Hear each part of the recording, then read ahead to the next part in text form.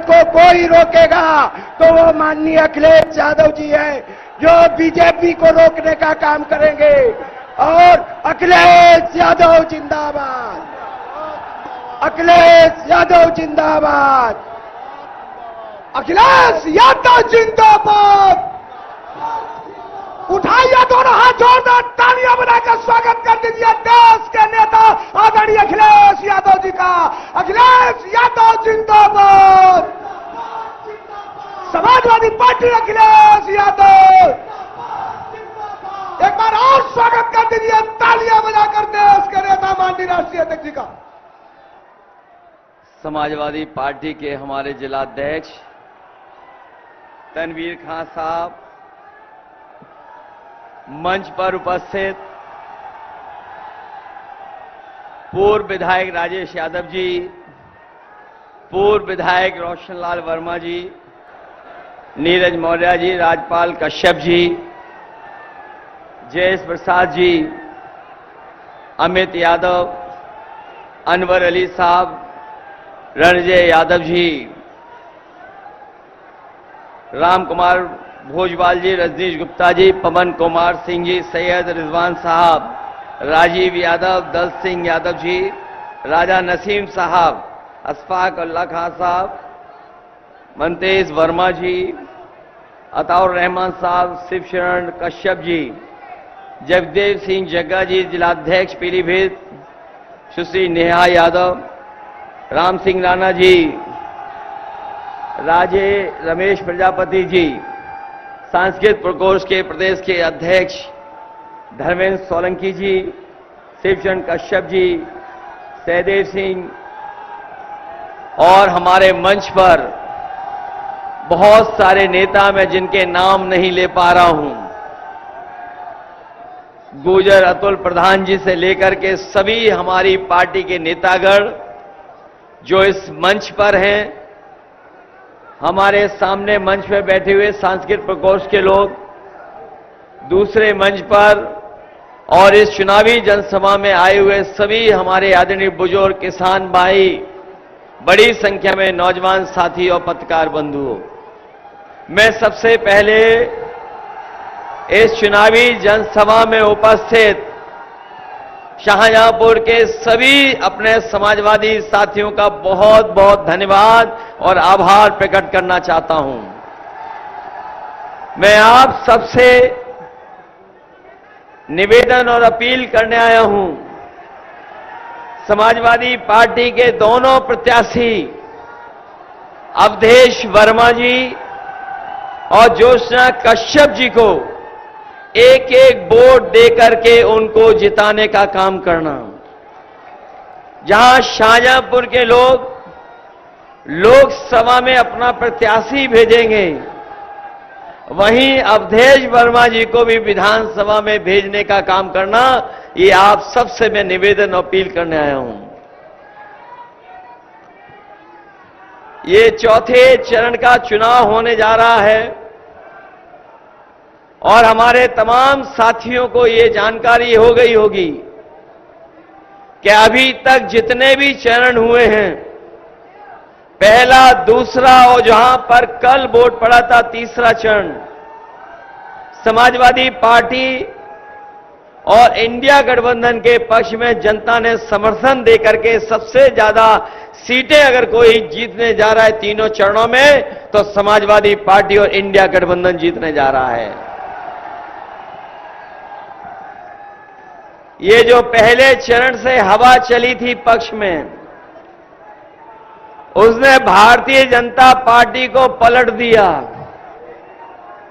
और मैं आज शाहजहांपुर के लोगों से निवेदन और अपील करने आया हूं, जो झूठ के शहंशाह हैं, मैं शाहजहांपुर के लोगों से अपील करने आया हूं, जो झूठ के शहंशाह हैं, उनके खिलाफ मतदान कर करके उनका सफाया करने का काम करना। यहां तो हमारे साथी जागरूक हैं, जानकारी रखते हैं। अभी यहां पर कुछ दिनों पहले प्रधानमंत्री जी भी आके जा चुके हैं। बीजेपी के बड़े बड़े नेता आए होंगे, लखनऊ वाले भी आने वाले होंगे।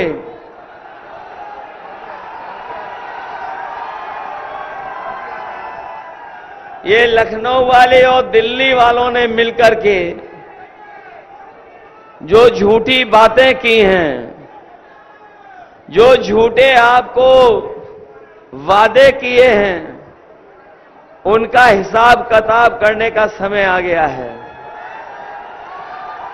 और पिछले 10 साल का हिसाब किताब निकालें तो इन भारतीय जनता पार्टी के लोगों की हर बात झूठी निकली, इनका हर वादा झूठा निकला।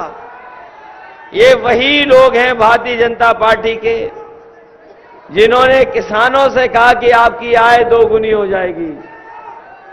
बताओ, हमारे किसान भाई बैठे होंगे, यहां पर किसान भाइयों के परिवार के लोग हैं। अगर किसी भी फसल की ये सरकार कीमत दिलवा पाई हो और अगर हम लागत के हिसाब से हिसाब किताब लगाएंगे तो ना ये सरकार हमें लाभकारी मूल्य दे पाई है और किसी भी किसान का आय 2 गुनी नहीं कर पाई है। अगर किसी भी किसान की आय 2 गुनी हो गई हो तो बताइए, ना आय 2 गुनी हुई।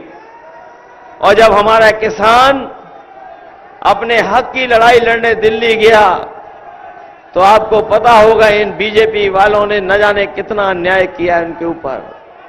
हमारे यहां सिख भाई बैठे हैं, किसान भाई बैठे होंगे, उन्हें याद होगा जब काला कानून, जब 3 काले कानून इन्होंने लोकसभा से पास करने का काम किया था। उस समय न केवल उत्तर प्रदेश बल्कि देश के किसान धरने पर बैठ गए थे और किसानों ने धरने पर देकर के उन्होंने मांग की थी कि तीनों काले कानून वापस हो जाएं और उन्हें एमएसपी का कानूनी अधिकार मिल जाए। इन्होंने, बीजेपी के लोगों ने आंदोलन को खत्म करने के लिए पूरा का पुलिस प्रशासन लगा दिया, आरसीसी की दीवारें लगवाई, सड़कों पर कीलें लगवा दी थी। कोई भी अगर ट्रैक्टर में भी अगर डीजल भरवाने जाता था तो उसे ट्रैक्टर के लिए डीजल नहीं मिलता था। सड़कें रोक दी गई थी। लेकिन हम अपने किसानों को बधाई देना चाहते हैं, सरकार और प्रशासन ने कितनी भी रुकावट पैदा की होगी लेकिन किसान दिल्ली जाकर के बैठ गया। 1000 तक किसान शहीद हो गए लेकिन किसान पीछे नहीं हटे। तभी हटे जब सरकार ने तीनों काले कानून वापस ले लिए। एक लड़ाई तो किसान जीत गए लेकिन अभी एमएसपी की लड़ाई अधूरी है। अभी भी किसानों को अपनी पैदावार की कीमत नहीं मिल रही है। जो लोग गांव-गांव विकसित यात्रा चला रहे थे, हमारे प्रधान भाई बैठे होंगे, वो जानते होंगे, अगर उन्होंने सहयोग और मदद न की होती तो भारतीय जनता पार्टी की ये विकसित यात्रा नहीं हो पाती। प्रधान जानते होंगे, प्रशासन के लोगों ने दबाव बना करके उनसे पैसा वसूल करके विकसित यात्रा कराई थी। जो लोग विश्वगुरु बनना चाहते हैं, हम उन्हें कहना चाहते हैं कि जब तक हमारे किसानों की आय नहीं बढ़ेगी, एमएसपी नहीं लागू होगी, तब तक न हमारा किसान खुशहाल हो पाएगा, न हमारा देश विकसित बन पाएगा। इसलिए हम अपने किसानों को भरोसा दिला के जा रहे हैं। समाजवादी पार्टी और इंडिया गठबंधन ने तय किया है, आने वाले समय में सरकार बनेगी और अपने किसानों को लागत की अच्छी कीमत भी देंगे, उनकी आय भी बढ़ेगी और कानूनी अधिकार एमएसपी का देकर के उनके घर परिवार में खुशहाली लाने का काम करेंगे। न केवल एमएसपी का कानून बनेगा, उसके साथ साथ हमारे किसानों के साथ धोखा भी हुआ है। ये सरकार बड़े बड़े उद्योगपतियों का कर्ज माफ कर चुकी है। इस सरकार ने 10 साल में 16 लाख करोड़ के उद्योगपतियों के माफ कर दिए। लेकिन हमारे किसानों का कर्ज नहीं माफ किया। जिस समय सरकार बैंकों का कर्ज माफ कर रही थी, उस समय भारतीय जनता पार्टी की सरकार ने नियम बनाया कि जिन लोगों ने 5 करोड़ से ऊपर का बैंकों से कर्ज लिया है, उन्हीं का कर्ज माफ होगा। इसलिए बड़े बड़े लोगों का तो कर्ज माफ हो गया, लेकिन हमारे किसान और गांव में रहने वाले गरीब जो लाखों में कर्ज लेते हैं, उनका कर्ज माफ नहीं हुआ।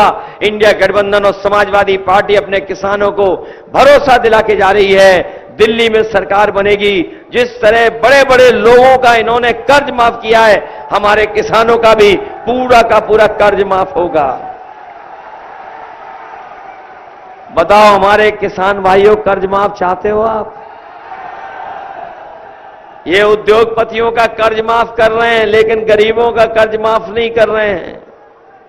जहां किसानों के साथ इन्होंने धोखा किया, वहीं हमारे नौजवानों का भी इन्होंने भविष्य छीन लिया। यहां नौजवान हमें दिखाई दे रहे हैं।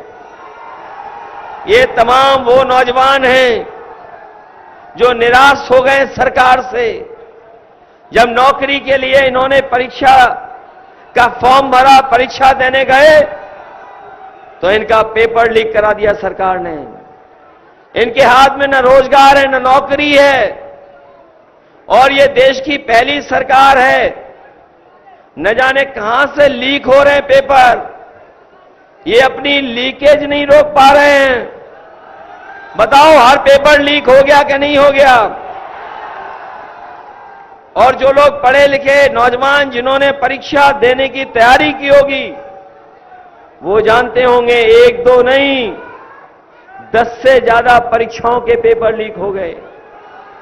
और अभी हाल में ही जो पुलिस भर्ती हुई थी, जिसकी तैयारी के लिए सरकार ने कहा कि हमने पूरा इंतजाम कर लिया है, सुरक्षित इंतजाम किया है, इसका पेपर लीक नहीं होगा, 2 दिन परीक्षा कराई।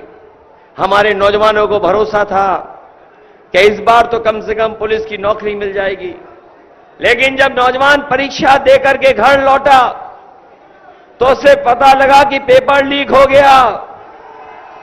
सब नौजवान निराश हो गया और अंततः सरकार को अपनी परीक्षा रद्द करनी पड़ी।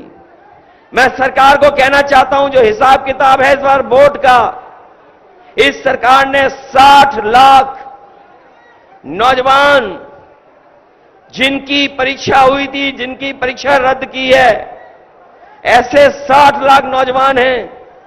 और अगर केवल उनके घर परिवार के मां बाप को जोड़ लें हम, 3 सदस्य अगर इस सरकार के खिलाफ हैं, तो बताओ 60 लाख का गुणा अगर हम 3 से कर दें, तो बताइए 1 करोड़ 80 लाख इनके खिलाफ हैं कि नहीं है?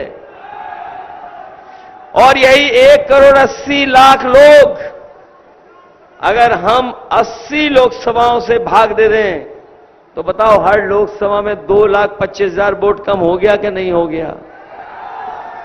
हुआ 2,25,000 वोट इनका कम। तो भारतीय जनता पार्टी के लोग बचेंगे कैसे, ये बता दो आप। इस बार बच तो नहीं जाएंगे ये लोग। और फिर अग्निवीर वाले भी आए होंगे कुछ यहां पर नौजवान। ये अग्निवीर जो व्यवस्था लागू की है सरकार ने, आधी अधूरी और 4 साल की नौकरी, ये जो 4 साल की नौकरी देना चाहते हैं और उसके बाद घर में बैठा देंगे, खेत पे घूमने को मौका, खेत पे पहुंचा देंगे आपको। हम अपने नौजवानों से कह के जा रहे हैं कि समाजवादी लोग कभी भी अग्निवीर को स्वीकार नहीं कर सकते हैं। जब भी सरकार बनेगी, अग्निवीर व्यवस्था हमेशा हमेशा के लिए खत्म हो जाएगी। वैसे तो हमारे खाकी वर्दी पहनने वाले भाई लोग बहुत हमारी मदद करते हैं, कभी कभी अनुशासन बनाने के लिए भी, कभी कभी सरकार के इशारे पे हम लोगों को डराते भी हैं। ये लोग सरकार के इशारे पे हम लोगों को डराते हैं, लेकिन मैं ये जानता हूं मनी मन ये आपके पक्ष में भी हैं। इनको भी डर लग रहा है, इनको अंदर ही अंदर डर लग रहा है कि अभी तो फौज की 4 साल की नौकरी हो गई है और कहीं बीजेपी वाले आ गए तो खाकी वर्दी पहनने वालों की 3 साल की नौकरी कर देंगे। ये लोग कभी कभी पूछते हैं कैसे हो सकता है ये हमारे पत्रकार साथी भी पूछते हैं कि कभी ये कैसे संभव है। तो मैंने इनसे पूछा, ये बताओ क्या आपको पता था कि हवाई अड्डे बेच दिए जाएंगे? क्या आपको पता था बंदरगाह बेच दिए जाएंगे? क्या आपको पता था LIC बेच दी जाएगी? क्या आपको पता था कि बैंकें बिक जाएंगी? क्या आपको पता था कि 4 साल की अधूरी नौकरी अग्निवीर की हो जाएगी? क्या आपको पता था कि आधी रात नोटबंदी हो जाएगी? बताओ, सरकारी विभाग में आउटसोर्स नौकरी हो गई कि नहीं हो गई? हमारे सफाई कर्मचारी भी आधी अधूरी संविदा पे नौकरी कर रहे हैं कि नहीं कर रहे हैं? तो बताओ बीजेपी वालों को कितना समय लगेगा? 4 साल की नौकरी फोर्स की, आपकी फौज की कर दी, इनकी 3 साल की नौकरी कर देंगे। इसलिए सावधान हो कि नहीं हो आप लोग? सावधान। और यही नहीं, जब इन्हें वोट चाहिए था तो आपको राशन में क्या क्या दे रहे थे? आपको राशन में रिफाइंड तेल मिल रहा था, आपको दालें मिल रही थी, चना मिल रहा था, नमक मिल रहा था। और बताओ राशन में आजकल क्या क्या मिल रहा है आपको? क्या दे रहे हैं नई चीज आजकल? ये लगता बहुत पौष्टिक होती है इसलिए मिल रहा आपको बाजरा। बताओ पहले क्या क्या दे रहे थे जब वोट चाहिए था? और ये आजकल जो दे रहे हैं वो लगता है पौष्टिक ज्यादा है।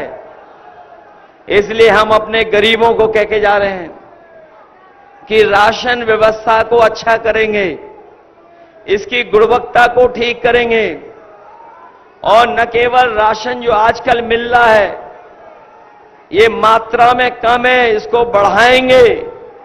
और बढ़ाने के साथ साथ आप लोगों ने देखा होगा बाजार में आजकल बहुत गुणवत्ता के साथ पैकेज आटा संपन्न लोग खा रहे हैं, जो शहर में आर्थिक रूप से मजबूत हैं, संपन्न लोग हैं, अमीर लोग हैं, वो लोग पैकेट का आटा खरीद करके खा रहे हैं।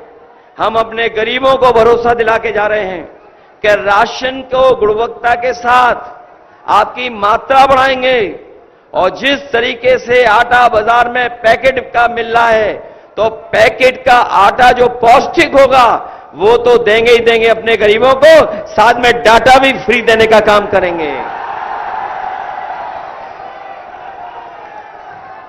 पौष्टिक आटा और डाटा फ्री,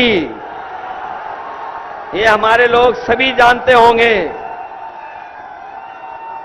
जब मोबाइल कंपनियां आई थी तो डाटा फ्री दे रही थी, जब आप इस्तेमाल करने लगे तो आपसे पैसा वसूलने लगे।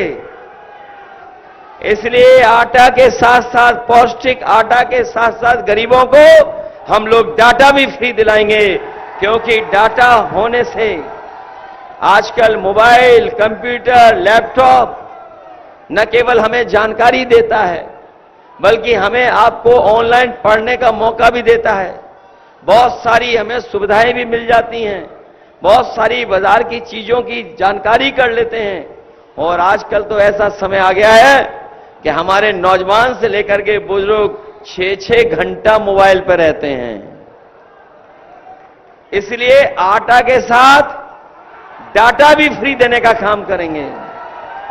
और याद होगा हमारे समाजवादी साथियों को, जब समाजवादी सरकार बनी थी तो हमने आपको लैपटॉप दिया था, और जो लैपटॉप दिया था वो दुनिया की सबसे बेहतरीन कंपनी का दिया था। जिनके घरों में होगा आज भी चल रहा होगा, और जब आप उसको ऑन करते होंगे तो उसमें नेताजी और हम ही लोग दिखाई देते होंगे।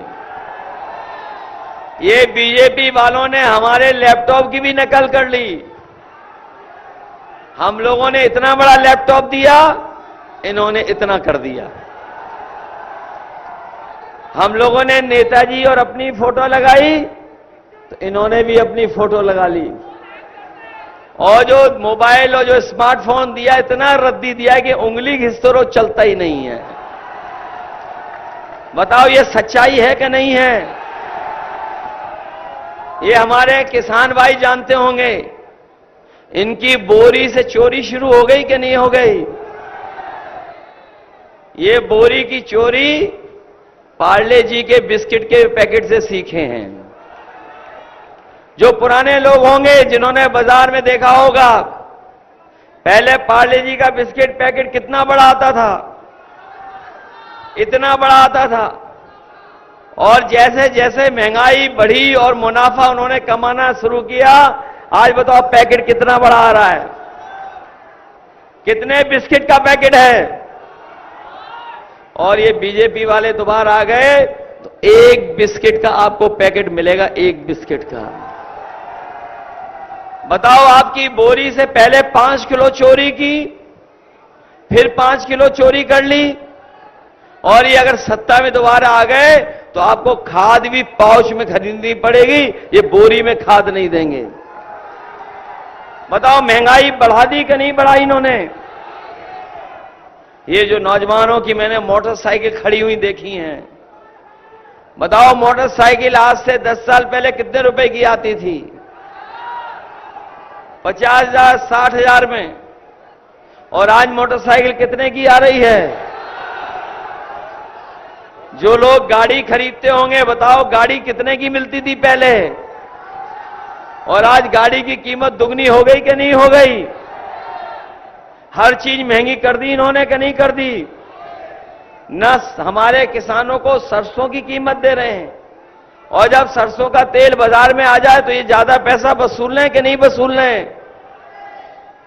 इसलिए जहां इन्होंने महंगाई बढ़ा दी, बेरोजगारी बढ़ा दी, किसानों को धोखा दिया, नौजवानों की नौकरी छीन ली, और यहां के मंत्री तो ऐसे हैं जिनके बारे में बीजेपी वाले भी कहते हैं कि फर्रुखाबाद वाले चूसे गन्ना और हाईवे ले गए। सुना है हाईवे के किनारे सब बीजेपी वालों ने जमीनें ले ली हैं। और सच्चाई तो ये है कि जिस समय कभी रजिस्ट्रियां जांच होंगी तो सबसे बड़ी भूमाफिया पार्टी अगर कोई निकलेगी तो वो भारतीय जनता पार्टी निकलेगी, कोई दूसरी नहीं। इसलिए सावधान होकर के मतदान करोगे। ये चुनाव केवल हमारा आपका नहीं है, ये चुनाव हमारे आपके साथ साथ हमारे आने वाली पीढ़ी का भी चुनाव है। ये चुनाव जहां संविधान बचाने का है, जिस तरीके से कभी समुद्र मंथन हुआ था, उसी तरीके से ये चुनाव 2024 का संविधान मंथन का चुनाव है। एक तरफ वो लोग जो संविधान को बदलना चाहते हैं, और दूसरी तरफ हम लोग हैं जो संविधान को बदलेंगे, हम उनको बदल देंगे। एक तरफ संविधान के भक्षक लोग हैं, और दूसरी तरफ यहां जो बैठे मैदान में वो सब लोग संविधान की रक्षा करने वाले लोग हैं। बताओ, संविधान बचाओगे कि नहीं बचाओगे? ये लोग जो संविधान और आरक्षण के बारे में कह रहे हैं, जो लोग नारा दे रहे थे 400 पार, बताओ उनकी भाषा बदल गई कि नहीं बदल गई? कभी कभी कहावतें होती हैं कि कुछ याद आने लगता है, उनको दूसरी चीजें याद आने लगी कि नहीं याद आने लगी? ये संविधान बचाने का चुनाव भी है, और संविधान को बचाने के साथ साथ हमें मिले हुए जो अधिकार बाबा साहब भीमराव अम्बेडकर जी ने दिए हैं, उन अधिकारों को भी बचाने का चुनाव है। जो लोग बड़ी बड़ी होर्डिंग लगाए हैं शहरों में, हो सकता है शाहजहांपुर में भी लग गई हो होर्डिंग। ये जो डबल इंजन वाली सरकार है, इसने होर्डिंग में कई जगह अपना दूसरा इंजन लगाया ही नहीं है, अकेला इंजन खड़ा है। बताओ, डबल इंजन कहने वाले लोगों का एक ही इंजन दिखाई दे रहा है, और जिसके लिए वो वोट मांग रहे हैं वो खटारा इंजन तो होर्डिंग में है ही नहीं। बताओ, वो खटारा इंजन है क्या होर्डिंग में? तो वो तो पहले से ही स्वीकार कर रहे हैं कि जीतने वाला नहीं है। इसलिए मदद करना, आप लोग मदद करोगे, आप मदद करोगे हमारे अवधेश वर्मा जी की, इन्हें जिताना आप लोग। और आपको तो पता लग गया होगा कि आमला में हम लोग जीत गए, बरेली जीत गए, पीलीभीत जीत गए। बताओ, शाहजहांपुर पीछे रह जाएगा क्या? ये शाहजहांपुर वाले लोगों, ये झूठ के जो शहंशाह हैं, इनके खिलाफ वोट डालने का काम करोगे क्या नहीं करोगे? इधर हमें दिल्ली से एक गाना मिला है बीजेपी के सांसदों के लिए, बहुत अच्छा गाना बना है। मैं कहूंगा हमारे शाहजहांपुर के लोगों को भी सुनवा दो ये गाना। ये जो सांसद बने हैं पिछले 5 साल का इन्हीं शब्दों के साथ मैं दोनों प्रत्याशियों के लिए आपसे सहयोग और समर्थन मांग रहा हूं। और मैं कहूंगा जो दिल्ली से गाना इन सांसदों के खिलाफ, वो गाना हमारा जरूर सुनाइए सब लोगों को। जोशिया जी को भी अच्छे हाजिर हो सांसद जी। जहां हमारे अवधेश वर्मा जी के पक्ष में आपसे मैंने वोट मांगे हैं, वहीं ज्योत्सना कश्यप जी के लिए भी वोट मांगने के लिए आपसे मैं अपील कर रहा हूं, इनको जिताना। बताओ, पीडीए एनडीए को हराएगा कि नहीं हराएगा? ये लोग जो परिवारवादी लोग हैं, परिवारवाद कह रहे हैं, वो हमारे पीडीए परिवार से घबराए हुए हैं। बताओ, पीडीए परिवार से घबराए कि नहीं घबराए हैं? पीडीए का मतलब पिछड़े दलित अल्पसंख्यक मुसलमान भाई, पिछड़े दलित अल्पसंख्यक हमारे सिख भाई, पिछड़े दलित अगड़े जो पीड़ित अगड़े हैं, पीड़ित दुखी अगड़े भी पीडीए में हैं, और पीडीए में हमारी आधी आबादी भी है। इसलिए सब लोग मदद करना। बहुत बहुत धन्यवाद आप सबका।